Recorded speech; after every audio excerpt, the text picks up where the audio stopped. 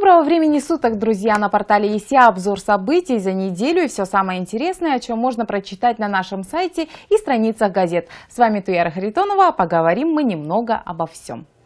Сегодня в рубрике «Тема недели» кто в списке кандидатов на пост главы Якутии.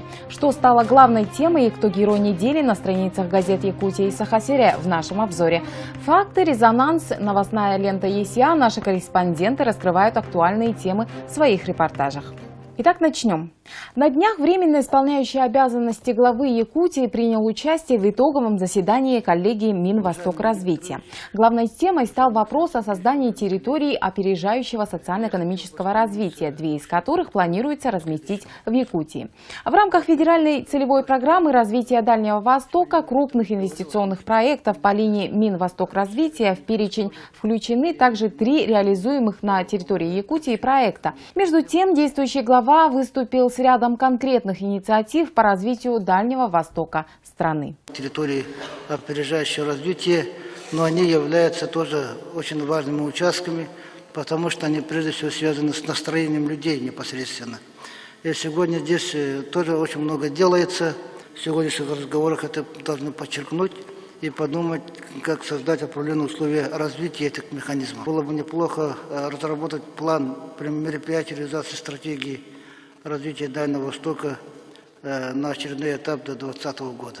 Это второй момент. Третий момент – взаимодействие. Мы очень в последнее время чувствуем активность и субъекты, заинтересованные в этой работе. Якутия сама по себе территориально очень далека, хотя психологический барьер мы уже преодолели по взаимодействию, как будто мы все находимся рядом. Но все равно есть определенные сложности, поэтому я предлагаю или создать представительство министерства в Якутии, или представительство Якутии в министерство, чтобы мы как-то более плотно работали. Я просил бы поддержать. Ну и, конечно, сегодня по инвестиционной политике мы реализуем стратегию, по которой работаем очень, скажем, сегодня активно, хотя результаты, может быть, скромные. Но по большим проектам, в принципе, проблем по инвесторам нет.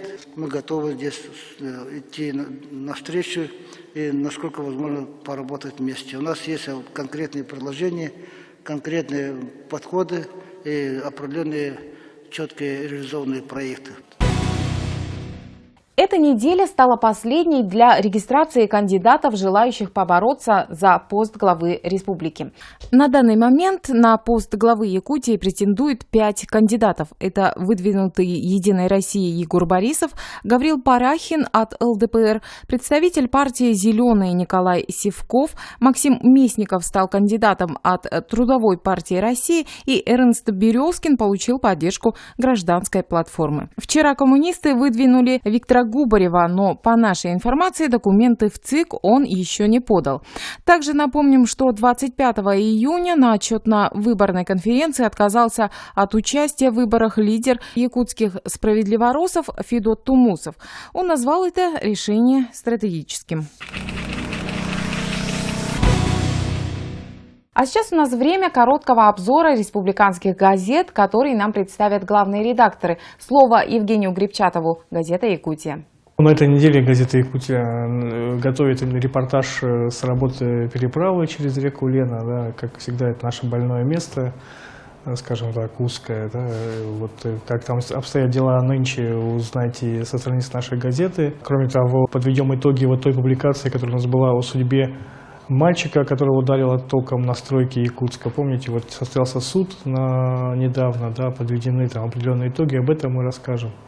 Ну, новости политики, экономики, обо всем. Со второго полугодия 2014 года нами запланированы достаточно серьезные перемены. Мы решили пойти навстречу читателям, и общеизвестно, что, допустим, жители Якутска в начале недели испытывают определенный информационный голод. Да, вот для них мы, вообще для жителей Якутии, мы подготовили, значит, такую вторничную толстушку. Туда войдут самые интересные события предыдущей недели и некоторые анонсы недели текущий, а также то, что успеет произойти в нашей республике в понедельник. Ну вот в ближайшем номере 1 июля мы расскажем об итогах ИСЭХа Туймады, о спортивных итогах, о культурных итогах. Ну, также будут новости политики, новости экономики, и будет очень интересный материал про, возможно, найденное первое авто Кулаковского.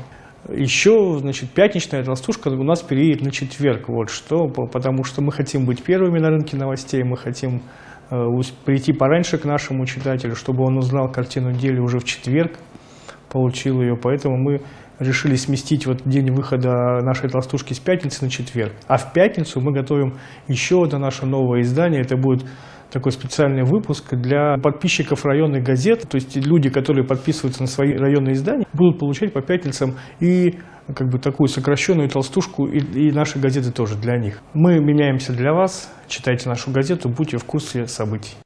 Ну а о том, что пишет на своих страницах газета «Саха-Сирия», расскажет главный редактор Чакур Гаврилев. Добрый день, дорогие читатели. Газета «Саха-Сирия» сегодня вышла с таким названием «Исэх сегодня» и «Как это было в прошлом». И вот фотография уже с начала 19-20 века. Статья Гаврила Андросова. Он ссылается на ученых Вацлав Серашевский, Линденау, как все-таки праздновали Исэх в прошлые века, как скажем, да, и сейчас, во что мы, конечно, превращается наш Исэх. Интересная статья, гость нашего номера, это Иван Васильевич Мигалкин, лауреат премии Николая Егоровича Мординова. Вот, как вы знаете, недавно он стал народным поэтом Республики Саха-Якутия. Гость нашего номера, мэр города Якутска, рассказывает о строительстве, о новых дорогах, о том, что вот one click и так далее, все набирает обороты. И, конечно, муниципальная реформа, наверное, главы Наслегов должны это, наверное, почитать. Очень интересные материалы, вот, например, для читателей, куда можно поехать в Якутии туристам. Интересный материал на социальную тему. Мать-героиня, она пострадала в результате того, что вот сосед отключил тепло в целом доме. Она собирается судиться с этим соседом, чтобы возместить материальный и моральный ущерб.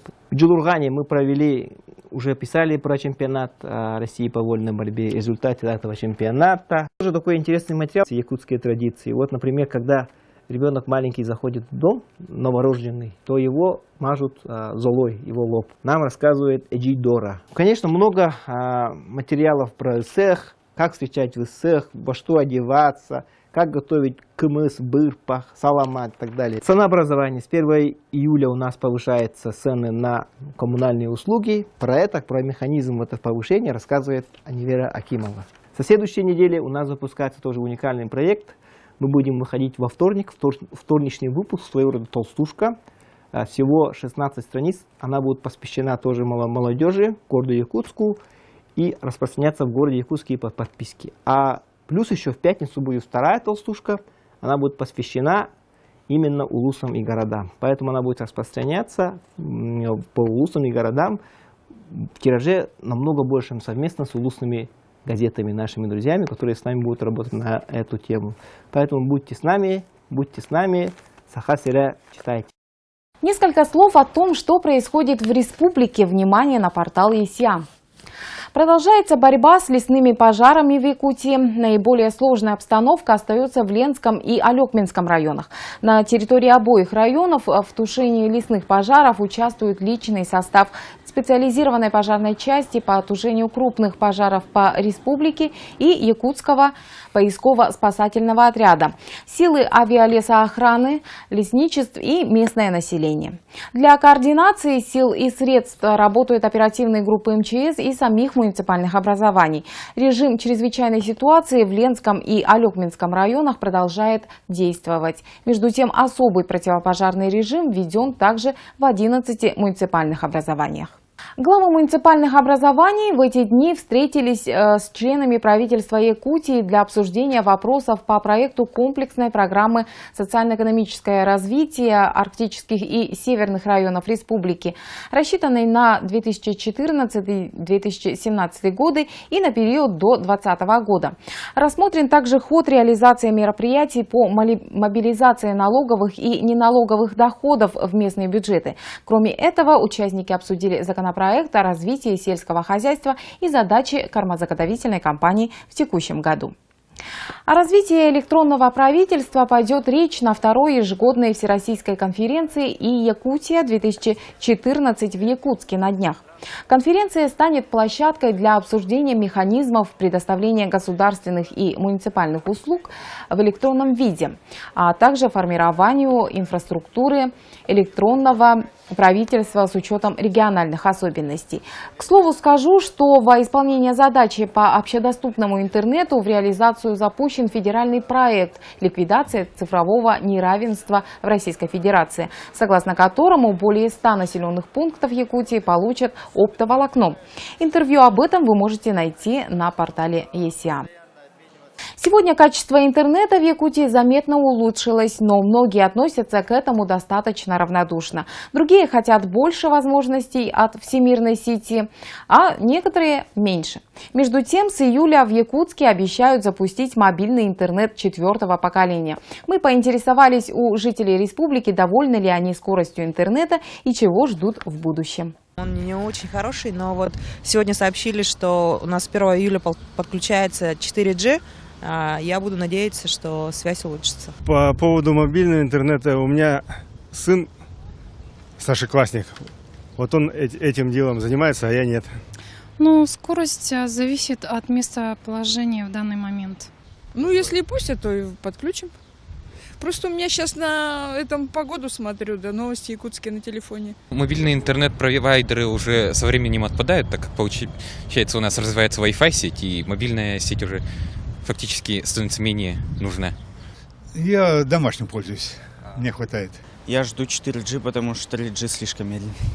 Я не знаю, что такое, я этим как бы не интересовался. 4G. У меня есть 3G на телефоне, ну так, чисто Wi-Fi, посидеть. 3G устраивает. Бар был лучше работал.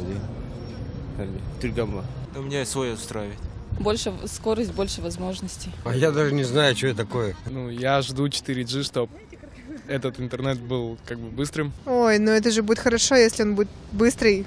Хорошо было бы, как во многих нормальных городах больших. В последнее время, конечно, он стал лучше. Ну, технологии так идут быстро, что можно сказать, вот через месяц можно уже говорить о темах, что уже скорость настолько достаточна, что, в общем-то, вопрос этот отпадет.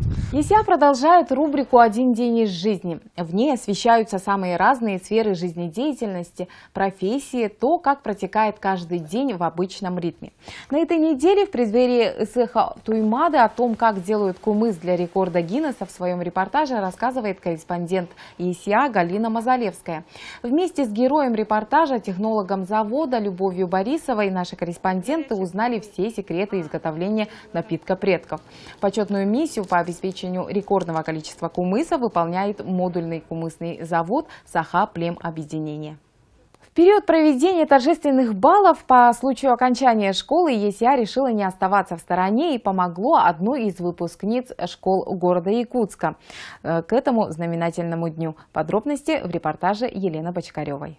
Нашей героиней стала выпускница школы номер 10 Анастасия Ильясова. Эта красивая, милая и очень робкая девочка стала идеальным вариантом для создания торжественного образа. Платье на бал выпускница выбрала себе сама. Холдинг Сахамедиа оплатил покупку. ЕСИА же нашло для Насти стилиста, который сделал ей макияж и прическу, которую она захотела.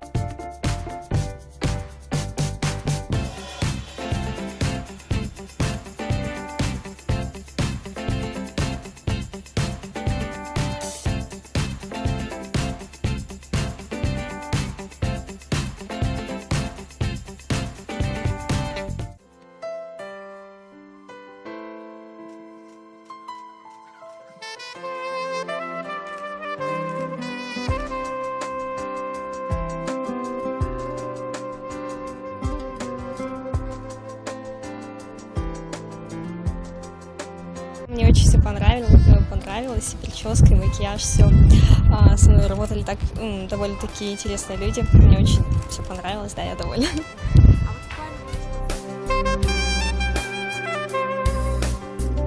Я ее даже не узнал. Не узнал? Конечно. Отлично выглядит. Образ Насти очень понравился, прическа просто супер, макияж это просто вообще превосходно. Мне понравился образ Насти, прическа такая классная. Как-то необычно, взрослая прическа уже, закончили школу, выпускной. Да, макияж хороший положили. Самая красивая наша сегодня девочка. Макияж очень красивый, не вызывающий. Прямо, мне очень понравилось. Прическа, прямо угодили. Она прям то, что выбрала, что хотела, говорит, даже еще лучше сделай. Она довольна осталась. Но раз она довольна, и мы тоже довольны. Спасибо большое мастеру.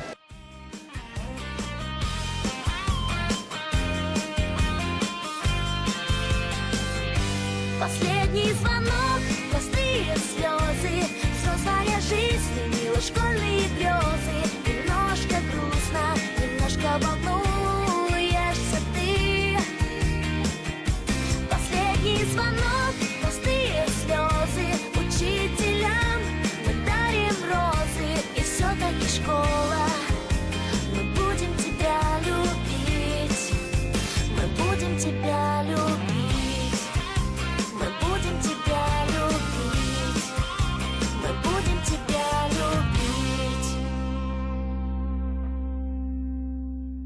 Все самые свежие и достоверные новости, интересные репортажи и занимательные истории из жизни только на портале ЕСЯ, на страницах газет «Якутия» и «Саха-Сиря». Читайте, смотрите, обсуждайте новости вместе с нами и будьте всегда в курсе всех событий. Пока!